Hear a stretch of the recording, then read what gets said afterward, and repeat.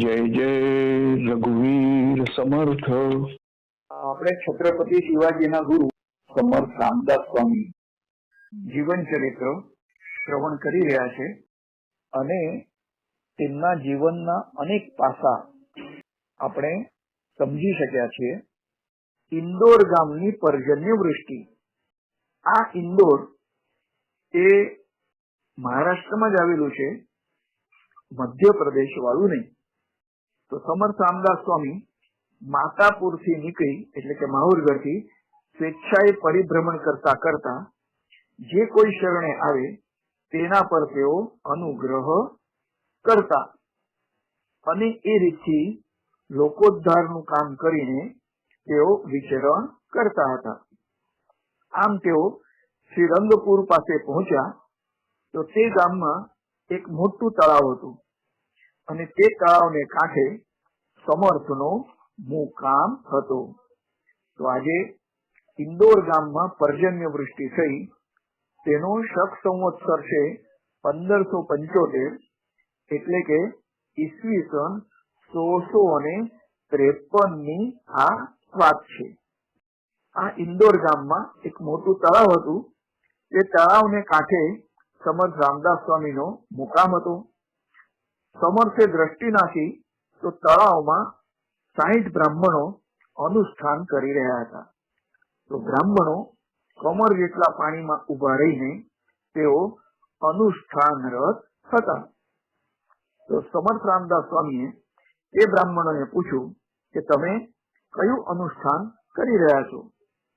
તો બ્રાહ્મણોએ જવાબ આપ્યો કે પ્રદેશમાં દુષ્કાળ છે અને દુષ્કાળ દૂર કરવા માટે પર્જન્ય વૃષ્ટિ માટે અમે પર્જન્ય સૂક્ત જે વેદમાં આવેલું છે તે પર્જન્ય સૂક્તના પાઠ કમર જેટલા પાણીમાં ઉભા રહીને અમે કરી રહ્યા છે.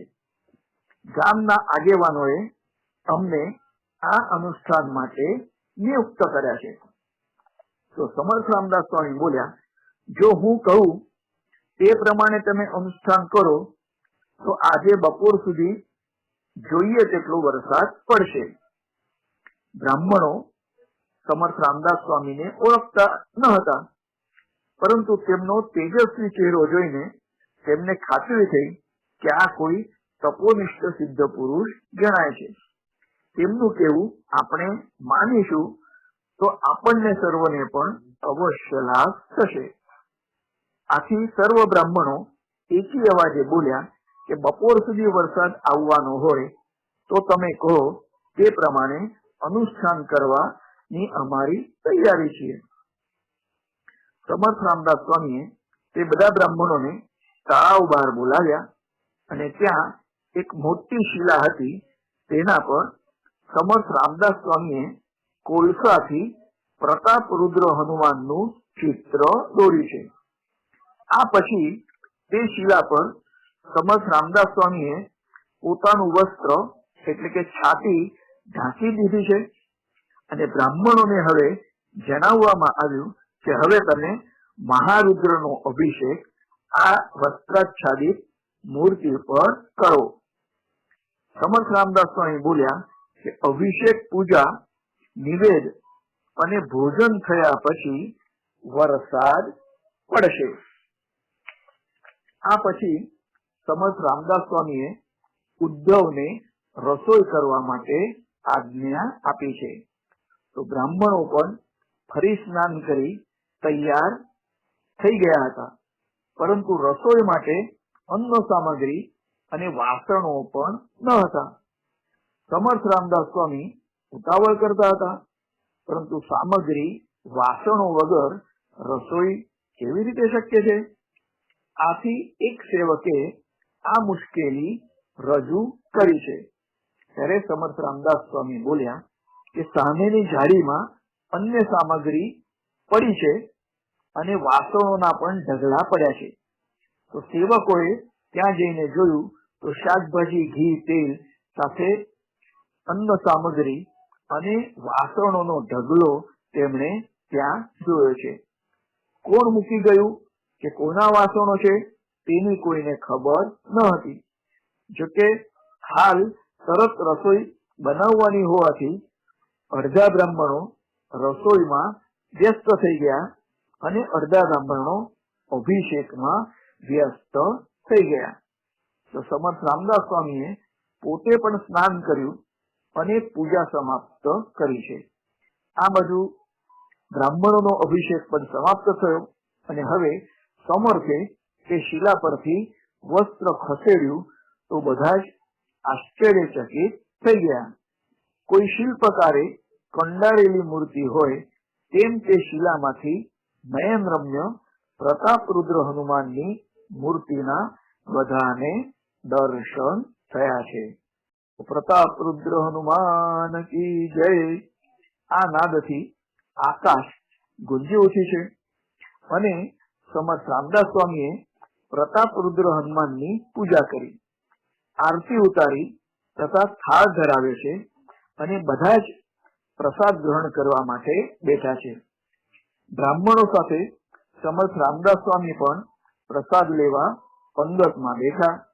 બધાનું ભોજન થઈ ગયું અને બધાને તાંબુલ પણ આપવામાં આવ્યું છે, એટલે કે પાનનું બીડું. એટલામાં ચારે બાજુથી આકાશમાં વાદળો ખેંચાઈ આવ્યા અને થોડીક ક્ષણોમાં મુશળધાર વરસાદ શરૂ થયો છે. પ્રાણી, પશુ, પક્ષી, વનસ્પતિ સર્વ સૃષ્ટિમાં આનંદ આનંદ થઈ ગયો. તો પર્જન્ય વૃષ્ટિનો વિલક્ષણ ચમત્કાર જોઈને ગ્રામજનો અનુષ્ઠાનાર્થી બ્રાહ્મણોની પ્રશંસા કરવા ઢોલ નગારા સાથે તળાવ કિનારે આવ્યા છે અને ગ્રામજનો બ્રાહ્મણોનું સરઘસ એટલે કે શોભાયાત્રા કાઢવા ઈચ્છતા હતા. તો તળાવ કિનારે તેઓ જુએ છે તો બ્રાહ્મણો સમર્થ રામદાસ સ્વામી સાથે જ્ઞાન ગોષ્ઠી કરી રહ્યા છે. તો સરઘસની વાત સાંભળતા બ્રાહ્મણોએ સત્ય હકીકત જણાવી કે પર્જન્ય વૃષ્ટિ એ અનુષ્ઠાનનું પરિણામ નહીં, પરંતુ સમર્થ રામદાસ સ્વામીની જ કૃપા માત્ર છે. પ્રતાપરુદ્ર હનુમાનની મૂર્તિની હકીકત તેમણે સર્વ લોકોને જણાવી છે અને બ્રાહ્મણોએ જણાવ્યું કે ગૌરવ કરવું હોય તો સમર્થ રામદાસ સ્વામીનું કરવું જોઈએ અને સન્માન સરઘસ કાઢવું હોય તો સમર્થ રામદાસ સ્વામીની શોભાયાત્રા કાઢવી જોઈએ. હકીકત જાણીને ગ્રામજનોને ખૂબ જ આનંદ થયો કે ઈશ્વરી અવતારનું તેમના ગામમાં આગમન થયું છે. બધા જ લોકોએ હનુમાનજીની મૂર્તિના દર્શન કર્યા અને ભાવ વિભોર બની ગયા. તેઓએ સમર્થ રામદાસ સ્વામીને ગામમાં પધારવા માટે વિનંતી કરી. તો સમર્થ રામદાસ સ્વામીએ લોકોનો ભાવ જોઈ ઇન્દોર ગામમાં પધારવા માટે સ્વીકૃતિ આપી અને સમર્થનો વરઘોડો કાઢવામાં આવ્યો અને સમર્થ ઇન્દોર ગામમાં રહેવા લાગ્યા. ત્યાં લોકોએ મઠની સ્થાપના કરી છે અને સમર્થ રામદાસ સ્વામી હવે મઠમાં રહેવા લાગ્યા છે.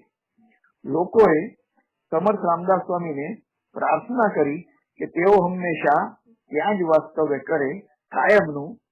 ત્યારે સમર્થ રામદાસ સ્વામી બોલ્યા કે એક જ ઠેકાણે રહીશું તો પૃથ્વી પ્રદક્ષિણા કેવી રીતે થશે? સાધુ તો ચાલતા ભલા. આમ છતાં સર્વ લોકોનો આગ્રહ જોઈને સમર્થ રામદાસ સ્વામી બોલ્યા કે તમારા આગ્રહને વશ થઈને ઉદ્ધવ ગોસાઈની આ મઠમાં હું નિમણૂક કરું છું અને તેની કરેલી સેવા મને સિદ્ધિ પહોંચશે. તો ઉદ્ધવ ગોસાઈને લાગ્યું કે હવે તેને સમર્થ વિયોગ સહન કરવો પડશે. તો સમર્થ રામદાસ સ્વામીએ તેના મનની વાત જાણી તો સમર્થ તેને સમજાવે છે કે થોડા દિવસ ઇન્દોરમાં તારે રહેવું અને પછી હું તને બોલાવી લઈશ. તો આ ઇન્દોરની હકીકત શક 1575 એટલે કે ઈસવીસન 1653 ની વાત છે. તો સમર્થ રામદાસ સ્વામીએ અનેક સ્થળે જે હનુમાનજીની મૂર્તિની સ્થાપના કરી છે તે દરેક મૂર્તિનો પણ આવો અલગ અલગ ઇતિહાસ છે. એક ઠેકાણે તો એમણે ગાયના છાણમાંથી હનુમાનજીની મૂર્તિ બનાવીને ત્યાં સ્થાપના કરવામાં આવી હતી. તો આવા હનુમાનજીના અવતાર સમા સમર્થ રામદાસ સ્વામી, જેમણે છત્રપતિ શિવાજીને યોગ્ય રાજકીય માર્ગદર્શન પૂરું પાડ્યું હતું, તો એમને શતશ વંદન. વેણુબાઈની નિષ્ઠા એ વિશે આ પ્રવચનમાં આપણે શ્રવણ કરીશું. સમયકાળ છે શક સંવત્સર 1576, એટલે કે ઈસવીસન 1654. તો શક 1576 રામનવમી ઉત્સવ નજીક આવી રહ્યો હતો અને ઉત્સવ માટે વિવિધ સામગ્રી ભેગી કરવા સમર્થ શિષ્યા અક્કાબાઈ 32 શિવાળા ગામ તરફ ગયા છે. તેઓએ સ્થાન છોડ્યા પછી પ્રભુ રામચંદ્રજીની સેવામાં ખલેલ ન પડે, ખંડ ન પડે, તે માટે રામજીની સેવામાં વેણુબાઈને મૂકતા ગયા છે અને પ્રભુ રામચંદ્રજીને પ્રાર્થના કરતા ગયા કે પ્રભુ રામચંદ્રજી વેણુબાઈની સેવા સ્વીકારે. આ પ્રમાણે પ્રાર્થના કરીને અક્કાબાઈ જતા રહ્યા. વેણુબાઈ પ્રભુ રામચંદ્રજીની સેવા હોશ અને ધગશથી કરતા અને આમ થોડા દિવસ સુધી ચાલ્યું છે. પરંતુ પછી વેણુબાઈને હિમજ્વર લાગુ પડ્યો છે. તો હિમજ્વરથી વેણુબાઈને ખૂબ જ ત્રાસ થવા લાગ્યો અને તેઓ ઉઠી પણ શકતા નહીં. સાંધા બધા જકડાઈ ગયા. આથી ઉત્સવની તૈયારી થઈ શકી નહીં. વેણુબાઈ આથી ચિંતાતુર થયા અને વેણુબાઈએ નક્કી કર્યું કે ઉત્સવ માટે તેમનું શરીર સાજું થાય તે માટે પ્રભુને પ્રાર્થના કરવી. વેણુબાઈ તો સ્વયં ઉઠી શકતા નહીં. આથી તેમણે ભક્તોને પ્રાર્થના કરી કે પ્રભુના સામે આવેલા થાંભલા સાથે તેમના શરીરને દોરી વતી બાંધી દેવામાં આવે. આમ કરીને વેણુબાઈ આર્ત સ્વરે પ્રાર્થના કરવા ઈચ્છતા હતા. શિષ્યોએ વેણુબાઈના શરીરને થાંભલા સાથે બાંધ્યું અને વેણુબાઈનું શરીર થરથર ધ્રુજતું હતું. આવી પરિસ્થિતિમાં પણ વેણુબાઈએ પ્રભુ રામચંદ્રજીના ચરણો તરફ દ્રષ્ટિ કરીને એક કરુણ અભંગ બોલવાની શરૂઆત કરી છે.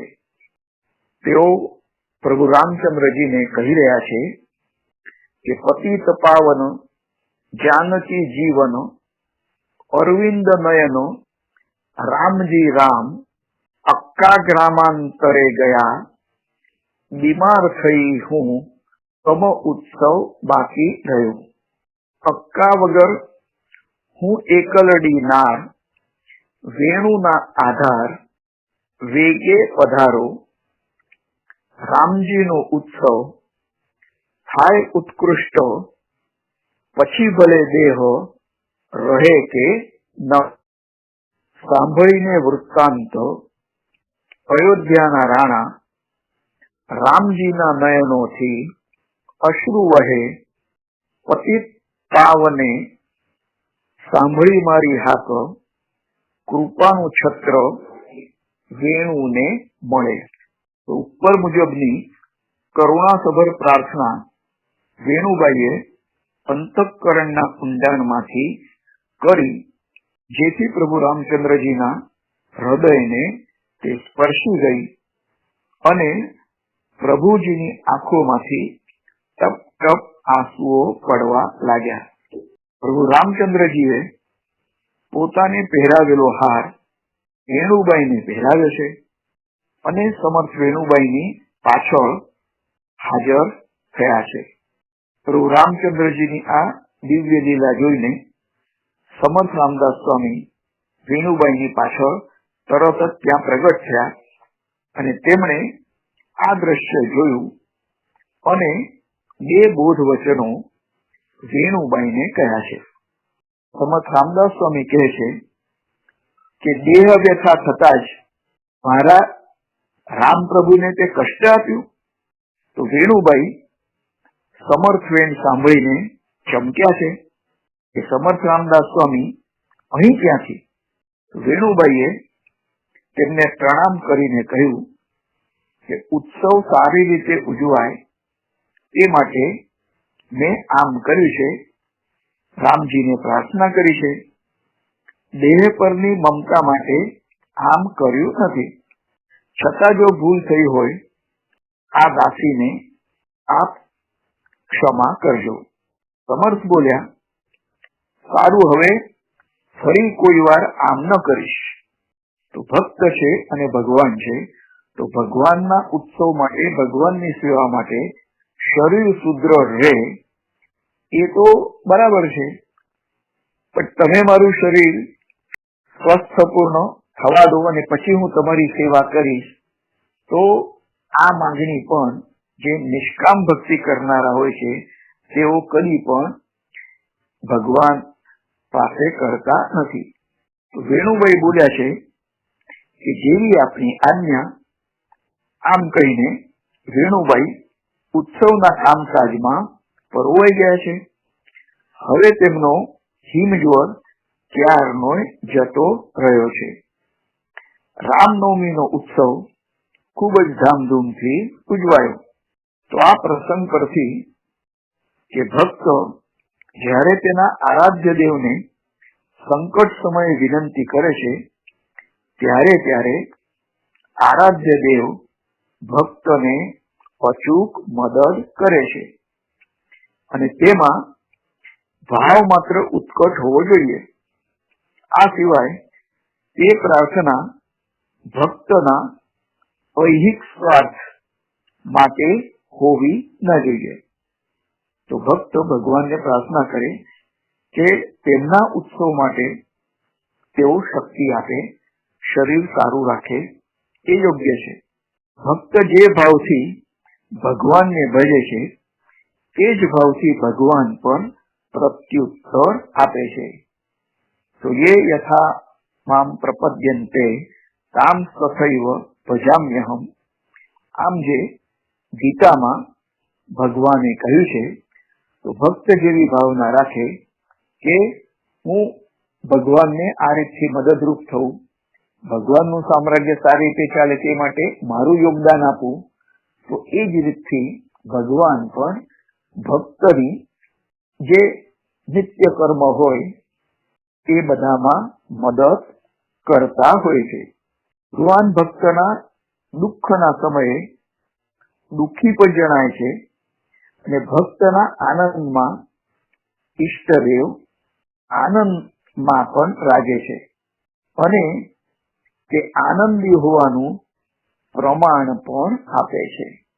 ભક્તને દુઃખી જોઈને ભગવાનના નયનોમાંથી અશ્રુઓ પણ ઝરતા હોય છે અને સંત ગોંદવલેકર મહારાજ જેઓ પ્રભુ રામચંદ્રજીના ભક્ત હતા અને જ્યારે એમણે જીવન લીલા સંકેલી લેવાની હતી ત્યારે તેમણે પ્રભુ રામચંદ્રજીની ઉત્કટ ભાવે તેમણે પ્રાર્થના કરી. તો તે પ્રાર્થના સાંભળીને પ્રભુ રામચંદ્રજીની આંખોમાંથી આંસુઓ ટપકી રહ્યા હતા એ બીજા બધા ભક્તોએ પણ જોયા છે.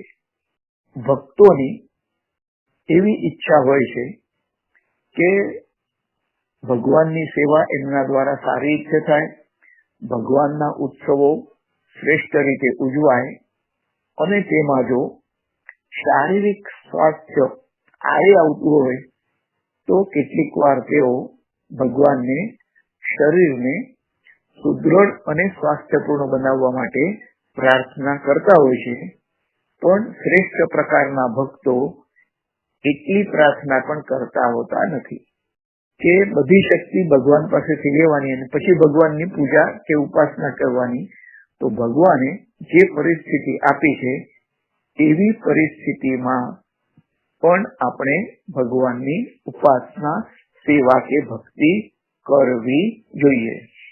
નારેશ્વર નિવાસી પૂજ્ય શ્રી રંગોદૂત મહારાજ અને તેમણે નર્મદાનંદજીને કહ્યું હતું કે તું હિમાલયમાં આવ, આપણી મુલાકાત થશે. અને તે સમયે પૂજ્ય નર્મદાનંદજી પુષ્કળ શારીરિક પીડા થઈ અને એમને થયું કે કદાચ આ દેહ પડી જશે, એટલે એના પહેલા રંગોદૂત મહારાજના દર્શન કરી લેવું સદેહે. અને એ રીતથી એ હિમાલય પ્રાંત છોડીને તેઓ ગુજરાત તરફ પાછા વળ્યા છે. અને આ બાજુ રંગોદૂત મહારાજ હરિદ્વાર બાજુ ગયા અને તેમણે પોતાની દેહ લીલા સંકેલી લીધી. જો કદાચ નર્મદાનંદ શારીરિક કષ્ટ વેઠીને પણ ત્યાં રહ્યા હોત તો રંગોદૂત મહારાજ નો જે દેહ વિલય થયો ત્યારે નર્મદાનંદજી પણ તેમની સાનિધ્યમાં નજીકમાં હોત. ભક્તોને અનેક પ્રકારના દુઃખો પડતા હોય છે, તો દુઃખને પણ હસ્તે મોઢે સ્વીકારી એ પણ ભગવાનનો પ્રસાદ છે એમ માની ઘણા ભક્તો એ દુઃખને હસ્તે મોઢે તેઓ સહન કરે છે, પરંતુ તેઓ ભક્તિ કરવાનું બિલકુલ છોડતા નથી. અને દરેક સમયે તેઓ ભક્તને, ભગવાનને મને મદદ કરો, મને મદદ કરો, મારું દુઃખ ઓછું કરો, તો એવું કદી પણ તેઓ ભગવાનને પ્રાર્થના કરતા નથી. પણ આ તો શ્રેષ્ઠ પ્રકારના જે નિષ્કામ ભક્તિ કરનારા ભક્તો હોય છે તેમની વાત છે. આ પ્રવચનમાં આપણે વેણુબાઈની નિષ્ઠા એને શ્રવણ કરી છે અને વેણુબાઈનો જે દેહ વિલય થયો તેના વિશે હવે આપણે શ્રવણ કરીએ. તો સમર્થની ઘણી લીલાઓમાં વેણુબાઈના નિર્વાણની ઘટના બની તે એકદમ અદ્વિતીય હતી. મિરજમાં ત્યાંનો જે વહીવટદાર દિલેલ ખાન સમર્થ રામદાસના શરણે આવ્યો અને તે સમર્થનો ભક્ત પણ બન્યો છે. દિલેર ખાને હિન્દુઓ પ્રત્યેની બિનજરૂરી કટુતા છોડી દીધી અને ન્યાયસંગત રીતે તે બધા જ પ્રજાજનો સાથે વર્તન કરવા લાગ્યો છે. તેણે સમર્થને મઠ માટે વિશાળ જગ્યા મસ્જિદ નજીક સમર્પણ કરી છે. અને આ મઠના કારોબાર માટે સમર્થ રામદાસ સ્વામીએ સ્ત્રી મઠાધિપતિની નિમણૂક કરી. તે મઠાધિષ્ઠાત્રી એટલે વેણુબાઈ. અને વેણુબાઈમાં વિશેષ ગુણો હશે એટલે જ સમર્થ રામદાસ સ્વામીએ તેમની મિરજના મઠમાં નિમણૂક કરી હતી. મિરજમાં મઠાધિકારી તરીકે નિમણૂક પામ્યા પછી પણ વેણુબાઈને રામનવમીના ઉત્સવમાં ચાફળ જવા તથા સમર્થના દર્શન કરવા અનુમતિ હતી. તો મિરજના મઠનું કામકાજ જોવાનું, પણ રામનવમીનો ઉત્સવ હોય ત્યારે તેઓ ચાફળમાં જઈ શકતા હતા. વેણુબાઈ ચાફળમાં ગુરુ દર્શનનો લાભ પણ લેતા અને 4-6 દિવસ રોકાઈને મિરજમાં પાછા આવતા. તો આ ક્રમ ઘણા વર્ષો સુધી ચાલ્યો છે. એક વખત વેણુબાઈને થયું કે હવે દેહનો ભરોસો નથી, આથી દેહ વિલય સમર્થ પાસે જઈને કરીએ તો ઠીક છે એમ વિચાર કરી તેઓ રામનવમીના દિવસો ન હોવા છતાં વચ્ચે જ ચાફળ આવવા નીકળ્યા છે. તો સમર્થ રામદાસ સ્વામીને આ વાતની ખબર તરત જ પડી છે અને સમર્થના સાનિધ્યમાં તે વખતે અક્કાબાઈ અને બીજા ભક્તો હતા. અક્કાબાઈને સમર્થ રામદાસ સ્વામી કહી રહ્યા છે કે અક્કા, આ વેણુ છે ને મૃત્યુથી ડરીને ચાફળ આવી રહી છે. આટલું સમર્થ કહી રહ્યા છે એટલામાં તો વેણુભાઈ મઠમાં દાખલ થયા છે અને મઠમાં દાખલ થઈને વેણુભાઈ સમર્થ રામદાસ સ્વામીને પ્રણામ કરે છે. સમર્થ રામદાસ સ્વામી પ્રશ્ન પૂછે છે કે કેમ વેણુ, આમ અધવચ્ચે જ કેમ? એટલે વેણુભાઈ બોલ્યા કે પરલોક ધામ જવાનું છે, માટે આપની આજ્ઞા લઈને જાઉં એ વિચારથી આપના દર્શન કરવા આવીશું. તો સમર્થ રામદાસ સ્વામીએ તેને અભય પ્રદાન કરતા કહ્યું કે હજુ 2 વર્ષ તને કશું થવાનું નથી, 2 વર્ષ પછી આપણે જોઈશું, માટે ત્યાં સુધી નીરજ જઈને પ્રભુ રામચંદ્રજીની સેવા કર. તો આ પ્રમાણેની આજ્ઞા સાંભળી વેણુભાઈ ચાફળમાં 2-4 દિવસ રોકાઈને નીરજ પાછા ફરે છે. નીરજ જઈને વેણુભાઈ મનપૂર્વક પ્રભુ રામચંદ્રની સેવામાં તલ્લીન થઈ ગયા.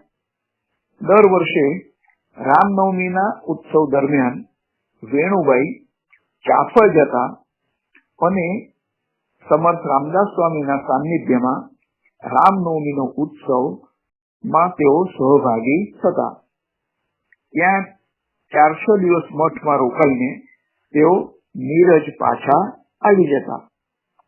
તો આ 2 વર્ષ દરમિયાન વેણુભાઈએ સમર્થ પાસે નિજધામ જવા માટે માગણી કરી નહીં, કારણ કે સમર્થ રામદાસ સ્વામીએ કહ્યું હતું કે 2 વર્ષ પછી આપણે જોઈશું.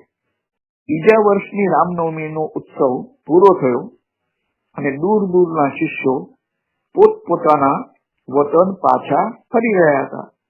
સવારના સમયે સમર્થ રામદાસ સ્વામી મુખ પ્રક્ષાલન કરી રહ્યા હતા. તે સમયે વેણુભાઈએ સમર્થ રામદાસ સ્વામીને પ્રાર્થના કરી કે મને પિયર જવા માટે આજ્ઞા આપો. તો સમર્થ રામદાસ સ્વામીએ શાંતિથી જવાબ આપ્યો કે આટલી ઉતાવળ શા માટે? 2-3 દિવસ પછી જોઈશું. ફરી પાછા 400 દિવસ ગયા અને દર વખતે સમર્થ કહેતા કે 2-3 દિવસ પછી આપણે જોઈશું. આ પછી તો આજ્ઞા આપો ના જવાબમાં સમર્થે કાલે જોઈશું એમ જવાબ આપ્યો છે અને આ રોજનો તેમનો નિત્યક્રમ હતો. આમ ઘણા દિવસ સુધી ચાલ્યું. લોકોને કશી સમજ પડતી નહીં. તેઓ એમ જ સમજતા કે વેણુભાઈ નીરજ જવા આજ્ઞા માંગે છે અને સમર્થ 2-3 દિવસ પછી એમ કહે છે. તો ચૈત્ર વદ 14ના દિવસે દિવસ ઉગ્યો છે અને આ દિવસે સમર્થ રામદાસ સ્વામીએ વેણુભાઈને સ્પષ્ટ શબ્દોમાં જણાવ્યું કે આજે ભલે તારા પિયર જા. આટલું કહીને સમર્થે તેમના શિષ્ય કલ્યાણને બોલાવ્યા અને કહ્યું કે અક્કાને જઈને જણાવ કે વેણુ આજે પિયર જવાની છે, માટે ભગવાનને પૂરણપોળી એટલે કે વેડવીનો નિવેદ બનાવો. તો સમર્થની આજ્ઞા પ્રમાણે પૂરણપોળી સાથે થાળ બનાવ્યો, રસોઈ બનાવવામાં આવી અને સમર્થ રામદાસ સ્વામી સ્નાન સંધ્યા પૂજા નિત્યક્રમ પૂરું કર્યું છે. ભોજન માટે આસનો મંડાયા છે. સમર્થ પોતે પણ આસન ઉપર આવીને બેઠા છે. સમર્થ રામદાસ સ્વામીએ પૂછ્યું કે વેણુ ક્યાં છે? તો ભક્તોએ કહ્યું કે વેણુભાઈ અક્કાબાઈને પૂરણપોળી એટલે કે વેડવી બનાવવામાં મદદ કરી રહ્યા છે. એટલે સમર્થ બોલ્યા કે વેણુ આજે પિયર જવાની છે અને તેને પૂરણપોળી બનાવવા માટે બેસાડી, તેને અહીં બોલાવી લાવો. તો વેણુભાઈ રસોઈ ઘરમાંથી બહાર આવ્યા અને સમર્થ રામદાસ સ્વામીને વંદન કરી ઉભા રહ્યા છે. સમર્થ રામદાસ સ્વામીએ સેવકોને આજ્ઞા કરી કે વેણુનું જમવાનું આસન તેમની નજીક જ રાખવામાં આવે અને વેણુને આજ્ઞા કરી કે તે સમર્થ રામદાસ સ્વામીની સાથે જ પ્રસાદ ગ્રહણ કરવા બેસે. વેણુબાઈએ પ્રાર્થના કરી કે આજે ઉચ્છિષ્ટ પ્રસાદ મને મળે તો સારું. સમર્થ રામદાસ સ્વામી બોલ્યા કે વેણુ, આખી જિંદગી તે ઉચ્છિષ્ટ પ્રસાદ ગ્રહણ કર્યો છે, આજે તેનું પુનરાવર્તન ન કરીશ. આમ કહીને સમર્થ રામદાસ સ્વામીએ વેણુબાઈનું આસન તેમની પાસે જ રાખ્યું છે. બધાના ભોજન પતી ગયા પછી સમર્થ રામદાસ સ્વામીએ કલ્યાણને આજ્ઞા કરી કે મંડપમાં કીર્તનની તૈયારી કરો. તો કીર્તનની તૈયારી પૂરી થતા જ સમર્થ રામદાસ સ્વામી મંડપમાં પધાર્યા છે અને સ્થાન ગ્રહણ કર્યું છે. આ પછી સમર્થ રામદાસ સ્વામીએ વેણુબાઈને કીર્તન કરવા માટે આજ્ઞા કરી છે. વેણુબાઈએ કરતાર અને તંબોરી લઈને કીર્તન શરૂ કર્યું છે. શ્રી રામ જય રામ જય જય રામ, શ્રી રામ જય રામ જય જય રામ, શ્રી રામ જય રામ જય જય રામ, શ્રી રામ જય રામ જય જય રામ. તો સાંજના 4-5 સુધી અસ્ખલિત કીર્તન ચાલ્યું છે અને આપણા જેવા હોય અને મૃત્યુની ઘડી આવી તેની જો જાણ હોય, તેની આપણને જો ખબર હોય તો આપણે તો કોઈ પણ આનંદથી કીર્તન કરી ન શકીએ. વેણુબાઈ આધ્યાત્મની ઊંચી પાયરીએ પહોંચ્યા હતા. તેમને પોતાની અંતિમ ક્ષણો નજીક આવ્યાની જાણ હતી. 2-3 વખત સમર્થે તેમનું આયુષ્ય વધારી પણ આપ્યું હતું. આમ છતાં તેઓ તે બાબતે તટસ્થ હતા.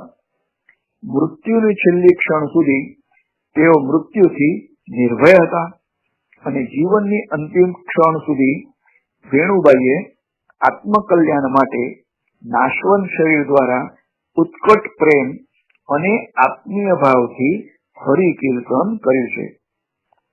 તો કીર્તનમાં ખૂબ જ ગીર્દી હતી અને કીર્તન સમાપ્ત થયા પછી આરતી થઈ છે. આરતીના સમયે વેણુબાઈની આંખોમાંથી પ્રેમાશ્રુઓ વહેવા લાગ્યા છે અને વેણુબાઈએ સમર્થના ચરણોમાં વંદન કર્યું અને હવે આજ્ઞા આપો એમ પ્રાર્થના કરી છે. સમર્થે તેને બેઠી કરી અને મસ્તક પર વરદ હસ્ત મૂકી બોલ્યા, હવે સુખેથી પિયર જા. તો આટલું સાંભળતા જ વેણુબાઈએ કીર્તન સભાખંડમાં જ બધાની હાજરીમાં દેહ ત્યાગ કર્યો છે અને તેનો વિશુદ્ધ આત્મા પરમ ચૈતન્યમાં વિલીન થઈ ગયો છે. હાજર રહેલા બધા જ ભક્તો વેણુબાઈના ભાગ્યની કલ્પના કરતા આશ્ચર્યચકિત થઈ ગયા. આ પછી અક્કાબાઈ, ઉદ્ધવ ગોસાવી અને દિવાકર ભટ્ટને સમર્થે આજ્ઞા કરી કે વેણુબાઈના પાર્થિવ શરીરની અંત્યેષ્ટિ ક્રિયા કરવી. વેણુબાઈના નિધનને લીધે અક્કાબાઈ ખૂબ જ શોક કરતા હતા. તો સમર્થ રામદાસ સ્વામી અક્કાબાઈને સમજાવવા લાગ્યા કે આટલા દિવસો સાથે રહ્યા, સત્સંગ કર્યો અને નિત્ય અનિત્યનો આપણે વિચાર કર્યો કે શું નિત્ય છે અને શું અનિત્ય છે. તેનો વિચાર કર્યા પછી પણ જો આવો શોક થાય તો તે યોગ્ય નથી. નામ છે તેનો નાશ અવશ્ય હોય જ છે, માટે કદી પણ શોક કરવો નહીં. અક્કાબાઈ કહેવા લાગ્યા કે વેણુ અને હું બંને સેવા કરતા હતા, હવે હું એકલી જ બાકી રહી ગઈ.